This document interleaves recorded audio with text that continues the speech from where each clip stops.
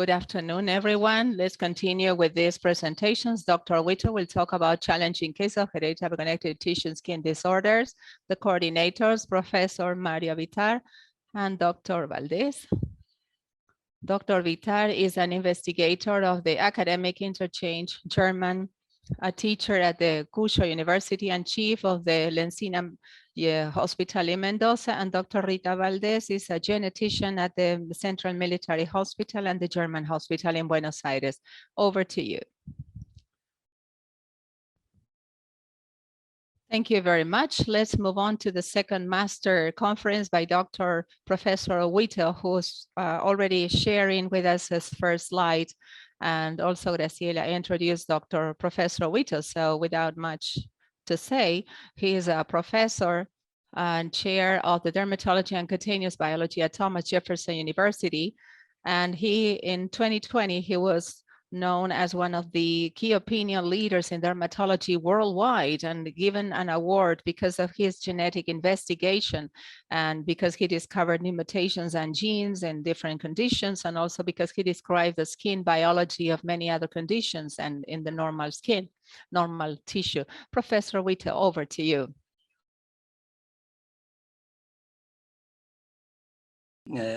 Professor Mansour and the organizers for this kind invitation. Again, I've really enjoyed being in Buenos Aires, hopefully next time in person.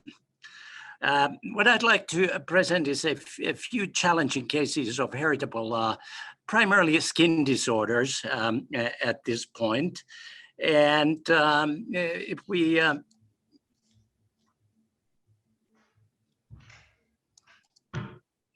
if we talk about heritable skin diseases, there are as many as about 8,000 heritable disorders, and at least 1,000 of them have skin involvement. In many cases, the findings are just in the skin, so they are non-syndromic, but in others, there are extensive extracutaneous manifestations, thus these disorders are syndromic. And the spectrum of heritable skin diseases can be tremendous. Some are mostly of the cosmetic concern, some change in the color of the skin, localized areas. Some have extensive morbidity and early mortality. And so it's a kind of very challenging group of disorders. But there has been quite a lot of progress in understanding these diseases through identification of mutations in these genes. So as some of you may know, my interests have been for a long time in epidermolysis bullosa, which is part of the focus of this conference. It's really the paradigm of skin fragility disorders, very heterogeneous group of blistering diseases, erosions present at birth. And we do have both syndromic and non-syndromic forms.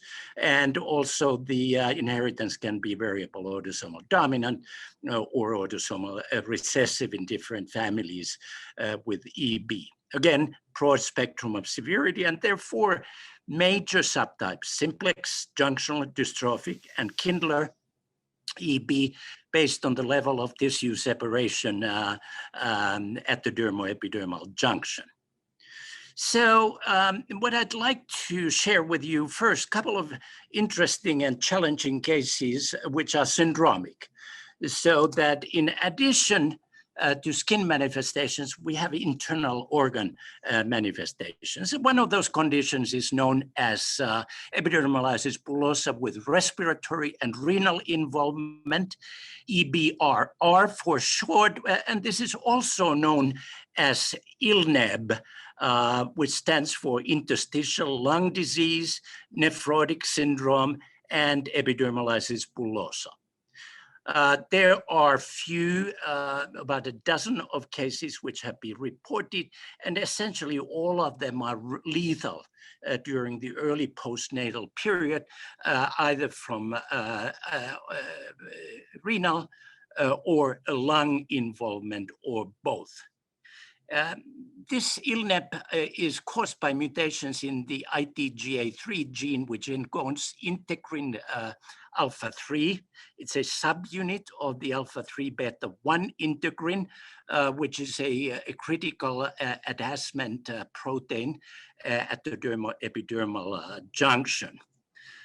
So we have recently, we have now actually in Press a Hungarian family with ILNEP with two adult patients with ITGA3 mutations. And the proband actually is a 45-year-old male, has history of blisters and erosions in the lower legs from age 22 years on, although they may have been there earlier. He also has renal involvement with proteinuria since age 26. And he has a younger brother who is now 30 years of age, had similar skin lesions, and is on hemodialysis since 26 years of age. But importantly, they do not have pulmonary involvement. So here are the clinical presentation. This is the brother, younger brother. He has pre-tibial or lower extremity blisters, erosions which heal with extensive scarring. And this older, the proband, has similar kind of findings. And both patients also have ectodermal dysplasia features, facial features are typical protruding jaw. They have hair loss since early childhood. They have dystrophic nails. And here is the pedigree. So the proband and the younger brother, the parents are clinically normal. So this is consistent with autosomal recessive inheritance. Histopathology of the skin shows blistering right on the dermal side of the dermo-epidermal junction. And if you look by electron microscopy, the skin at the lower keratinocytes at the basal layer are really abnormal in presentation. Now, this presentation altogether, it's very similar what we published 2 years ago or so, on another family of patients, very similar, blistering, etc. So our Hungarian colleagues who saw this patient thought that this patient is the same as we have, which was mutation in the CD151 gene. And in fact, they stained the skin biopsy from the patient with CD51 and found that there was clearly reduction in CD151 staining at the dermo-epidermal junction as compared to the control, as shown very low level here in our patient. So they went ahead and tried to sequence the CD151 gene, but they could not find any mutations. So they sent the patient DNA to us here in Philadelphia, all the way from Hungary. And so what we did whole exome sequencing from the patient's, the proband's DNA. And this is kind of strategy which we have been applying to many of these cases, and I'm just go a little bit detail in this first case. So we find a total of 76,648 different sequence variants in DNA, and then we filter those variants by different bioinformatics analysis. We look only into exonic and splicing variants, remove synonymous variants, we remove benign variants, and we look only those that are rare, minor allele frequency less than 0.001. And that reduces that 76,000 variants to 740 variants. Now, although these patients did not really consanguineous, they were of the same rare ethnic group in Hungary, namely the Roma, the local gypsies. And so we thought that we looked perhaps homozygous variants. So we retained the homozygous variants. And then we did the homozygosity mapping in the proband's DNA. And we will find that there was only 4 different homozygosity blocks, regions of homozygosity. And if we now put that 260 genes superimposed on these homozygous maps, only one of them overlapped one of the homozygosity maps or region of homozygosity here. And that reduced the candidate gene from 76,000 all the way to 1. And that gene is ITGA3, which has been previously associated with this kind of phenotype. You look at the mutation is a phenylalanine to serine missense mutation, and this shows that clearly the control sequence is here. This is the T to C substitution, and the patient is homozygous for this mutation. So, as I said, there are about 10 cases, and they all have pretty much similar kind of findings. So they have renal involvement, lung involvement, skin blistering, although some of them did not report skin blistering, perhaps because these children died within a couple of months or a couple of weeks of birth, so no blistering was really evident, or they were not paid any attention to. In our case, which is this patient here, there are a couple of interesting things. One is that this is definitely the mutation affects a conserved phenylalanine, and also it's in the intracellular domain of keratinocytes, while all the other mutations affect the extracellular domain of the integrin alpha-3. So what we know here now that the alpha-3 beta-1 integrin is part of the basement membrane hemidesmosomal complex. These are keratinocytes. This is the extracellular base. And they associate with CD151. So the Hungarians, when they stained, there was no CD151, probably because alpha-3 is missing. That leads to instability of CD3, and therefore also CD153 is abnormal. So basically, most cases are lethal in childhood. Of these ILNEP cases due to renal or pulmonary involvement, caused loss of function mutations, ITGA3, but our case was the first reported ITGA3 mutation in adults. Our patients survived to the adults probably because they did not have pulmonary involvement. And that is attested to the fact that also there was just 2 days ago, there was a case published from Denmark, where they had an ILNEP-based patient. They did a lung transplant, and the patient has survived to the early adulthood. So this is a limited kind of form of ILNEP, in our case, milder disease, likely due because it's a missense mutation, and the location is in the intracellular domain of alpha-3 integrin. Second kind of EB syndromic form is a very early onset inflammatory bowel disease, IBD, in junctional form of EB. We know that IBD can be inherited in a genetic basis, and there are several candidate genes that we identified.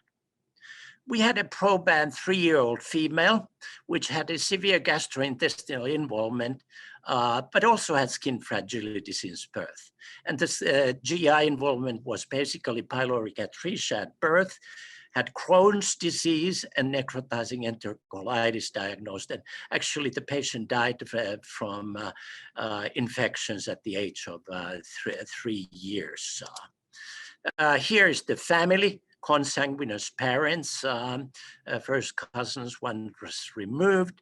The patient had this kind of blistering erosions, but that was not a major problem. In fact, they were not originally noted. Instead, the patient was born with pyloric atresia, which required postnatal surgery, as shown here, and a GI biopsy at the age of about 2 years shows clearly epithelial necrosis, inflammatory cell infiltrates as shown, consistent with Crohn's disease. Now, we looked again with mutations by whole exome sequencing, and starting from 68,000 variants, we were able to narrow it all the way down with the help of a homozygosity block to 3 variants. And if we match the variants with the phenotype, the mutated gene is ITGA6, which encodes integrin alpha-6 subunit of alpha-6 beta-4, which is known to be associated with junctional EB with pyloric atresia. And here we show that the patient clearly is homozygous for the mutation, the parents are heterozygous carriers, and the controls are obviously wild type.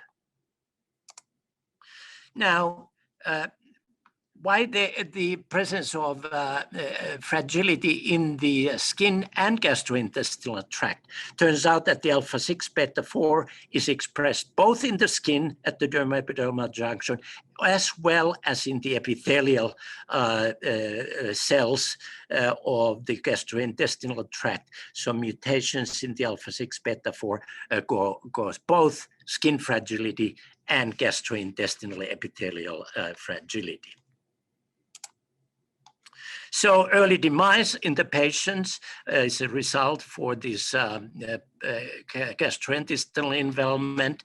Skin blistering in this case was relatively mild. It was not originally even reported by the examining physicians who were gastroenterologists, but later examination verified that it was a junctional form of EB. So this case really attests to the broad spectrum of phenotypes in syndromic forms of EB. Another case associated with syndromic case with EB is a mutations in the dystonin gene, DST. And dystonin encodes bullous pemphigoid antigen, or BBAG1, which is a multi-domain protein, and there are 8 different tissue isoforms which are expressed differentially. One of them expressed in the skin, while the others are expressed in the muscle or in neural tissue. And the EBS can manifest either with skin blistering and erosions, and these patients have a normal lifespan. While some patients are associated with this HSAN6, which is hereditary, sensory, and autonomic neuropathy type 6, which really presents with the prenatal anatomical defects and postnatal sensory neurological dysfunction, and the patients die very early in life. So we have patients as a result of mutations in the same gene, either mild disease in form of EB simplex, or very severe case with premature demise. And we have actually recently looked into 2 families which illustrate this clinical spectrum. The first case is a consanguineous family. The first child was a daughter who is now 17 years old, but next were 2 boys, both died shortly after birth. And then was another boy who also died at the early stage of birth. And we started sort of working on the mutation basis for this family at this point. Meanwhile, they became pregnant again, And we found that this patient is, or this fetus is also homozygous for the mutation. So this patient was therapeutically aborted. So 4 child of these parents were affected with lethal neurological disease. Looking into the mutations, we started with by whole exome sequencing, 115,000 different sequence variants in the gene. We filtered it all down to 14, and plus the help of the homozygosity mapping, we identified the mutation in DST. It's a arginine to stop codon mutation in this gene. The family 1 is very different in that it's also a recessive disease. This is a pseudodominance here, but recessive disease where the proband has a large blisters, typical for EB simplex. The blisters break and make erosions, and they heal with this hyperpigmented lesions. So these actually match perfectly the previous sites of lesions in this patient. Again, we did a whole exome sequencing and found a stop codon mutation, glutamine to a stop codon, and this is clearly pathogenic as shown here by GAT score analysis. Now, so as I said, dystonin is a very complex gene. It has a total of 107 exons, and there are multiple transcription initiation start sites, at least 4 different, which make different isoforms. And there are also alternative splicing, so that some of these exons are spliced out in some forms and they stay in some forms. So we now get a total of 8 different subtypes at the protein level. So if we look here, those protein types, these are the domain organizations in 8 different subtypes. And this top one is present only in the skin. So it has this coil domain, these 2 domains, which are specific to skin. There's a very minor component in the neural tissue, but that's maybe not significant. However, all the other forms, they are expressed either in the neural tissue or in the muscle tissue. And they have these specific domains which are not present in the skin. So now if you have mutations which affect this part of the molecule, it affects all these different forms. So you get both skin fragility and this lethal neural and muscular involvement. If you have mutations which affect only this part, you get only skin fragility, but not neural or muscular involvement. So in our case, in the family 1, the patient had a stop codon mutation here. All dystonin forms are affected. Patients die during a couple of weeks or early few months of life. Our second family, there's a stop codon mutation affecting only the skin types. So therefore the patients have long life, but they have skin blistering due to the fact that skin has this alpha-6 beta-4 integrin as part of the critical attachment hemidesmosomal complexes, which keep the basal keratinocyte attached to the dermis.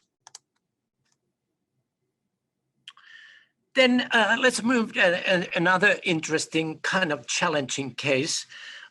This is family where we have ichthyosis, psoriasiform dermatitis, and recurrent fungal infections. And these patients actually have biallelic mutations in PERP. PERP is a gene which encodes this kind of protein P53 effector-related PMP2.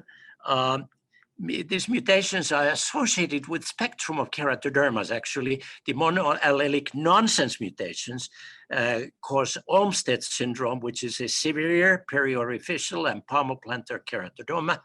But then bioallelic recessive missense mutations have been associated milder disease, erythrokeratoderma and palmoplantar keratoderma. And here is, for example, one of the family 1, had psoriasiform scales, as shown here. And actually, this patient was initially diagnosed with psoriasis, guttate psoriasis. But the patient also has a broad-based ichthyosis, dry skin, has keratoderma, and a skin biopsy is consistent with ichthyosis and keratoderma.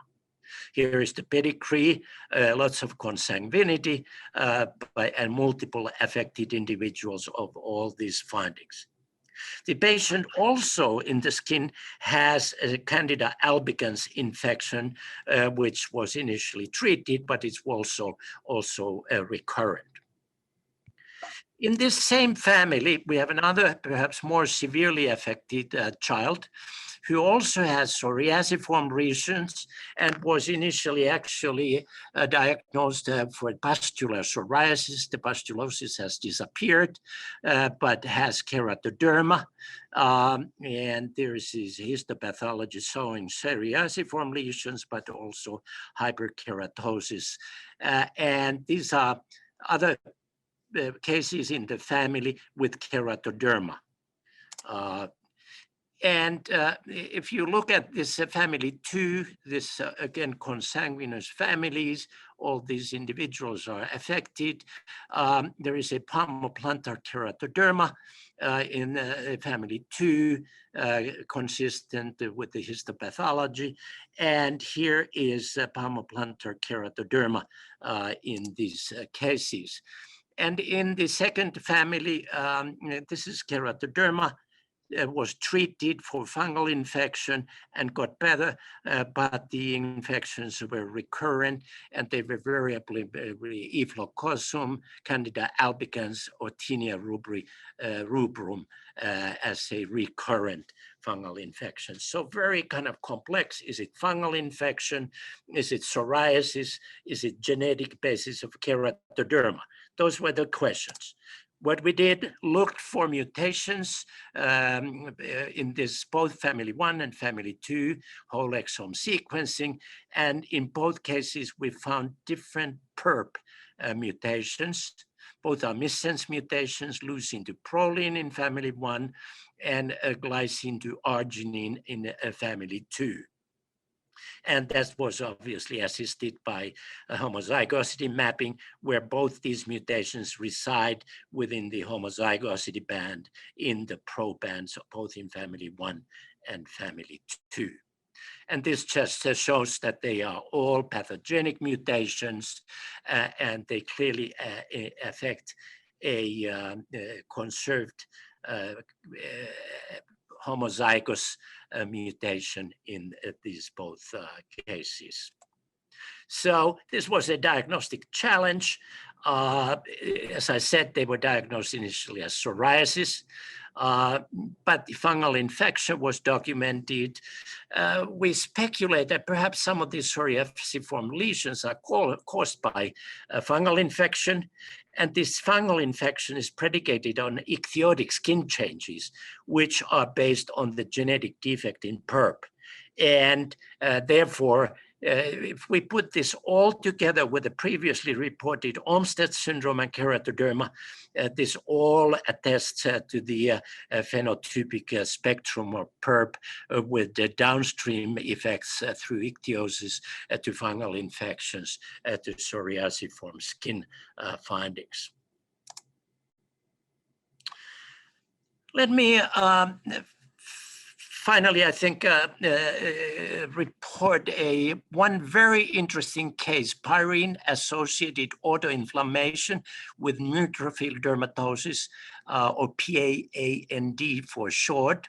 It's a recently described monogenic autoinflammatory skin disorders, and it manifests with a number of neutrophilic skin findings: acne, hidradenitis suppurativa, pyoderma gangrenosum, but in addition, small vessel vasculitis, periodic fever, arthralgias, and myositis. And the features are somewhat similar, but they are distinct, different from familiar Mediterranean fever. There are few previous reports which suggested autosomal dominant inheritance. In our case, this is the proband, about 1 year old. You appreciate this maculopapular and pustular rash, but the patient also had a considerable gastrointestinal involvement. So this shows the skin biopsy, clearly inflammatory cell infiltrate in the dermal side, and this epidermal pustular abscess here. There is the family, 2 affected individuals. Parents are clinically normal, so this is consistent with the autosomal recessive mode of inheritance, while all the previous ones have been reported to be autosomal dominant. We did the whole exome sequencing, found mutations in the MEFV gene, which is the same as causing familial Mediterranean fever. But our cases here in the first family, they are missense mutations. And actually, as a consequence, we find that the level of MEFV expression is highly increased in this case, which might explain the mode of inheritance in this case. Also, if you looked at gene set enrichment analysis, so basically you use do RNA-seq, looking into the level of all different genes, and you group them to a different functional categories. We note that using different algorithms, the innate immune system genes are highly upregulated, and the cytokine receptor interaction genes, together with the interleukin-17 signaling pathway and interleukin-10 signaling, they are all highly upregulated. So that all fits with the autoinflammation concept in this PAND affecting the inflammasomes in these cases. Now, the other patient in this particular family was this kind of, she is shown here as a, I think, 1 year of age. You see, again, the pustular skin lesions, little pustules here on the hands. And using the sort of knowledge that MEFV gene mutations respond to colchicine, we treated this patient with colchicine and low-dose prednisolone.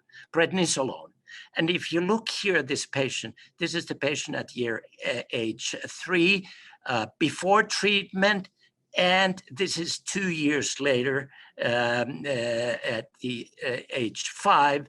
Traumatic improvement, which was already noted within a couple of months of starting with the treatment. So basically, this patient is going to be impressed in JAMA Dermatology, will come out in print on October 6th issue, so you can look into the details.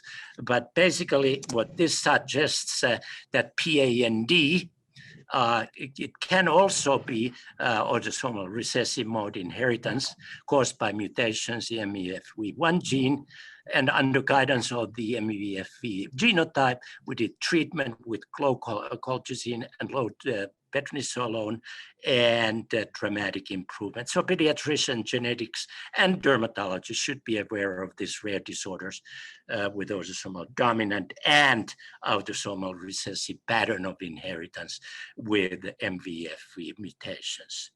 With that, I want to thank again for the invitation to present these interesting, challenging cases. And I want to acknowledge the next generation sequencing team here, Leila Yousefian, Amir Saedian, Andrew Tuardi, and Amir Bahinezad. So thank you very much for your attention.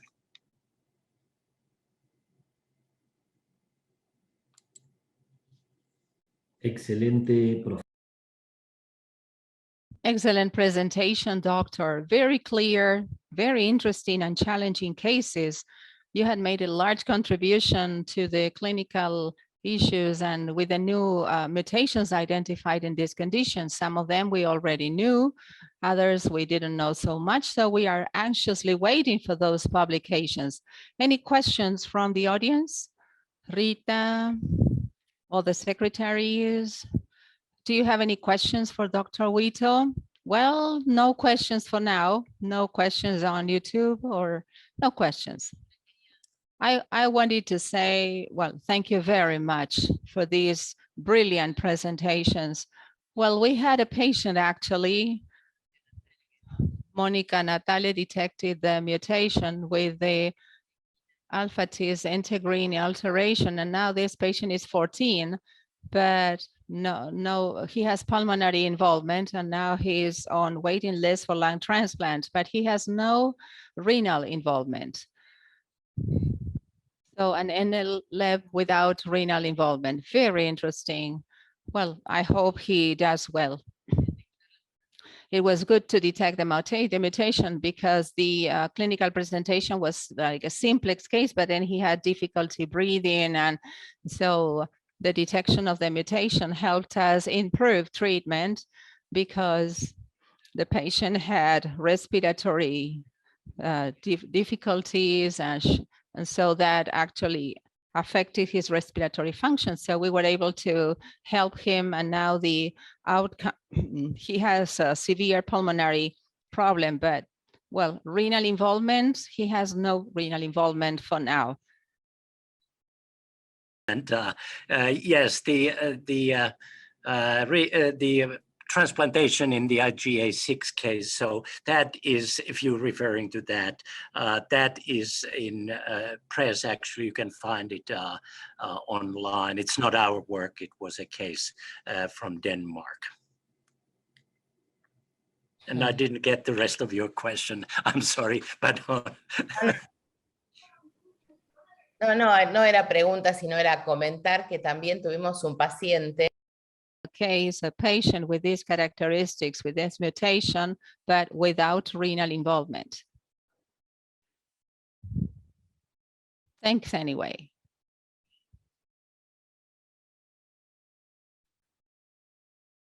Professor Uitto, thank you very much. Over to you. We may continue with the next sessions. Now, the next session is Make Your Diagnosis. The coordinators are Dr. Cecilia Ferrero and Dr. Roxana Rey.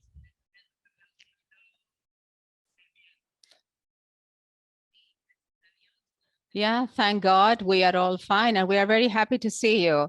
And remember that you have to rest and come back tomorrow.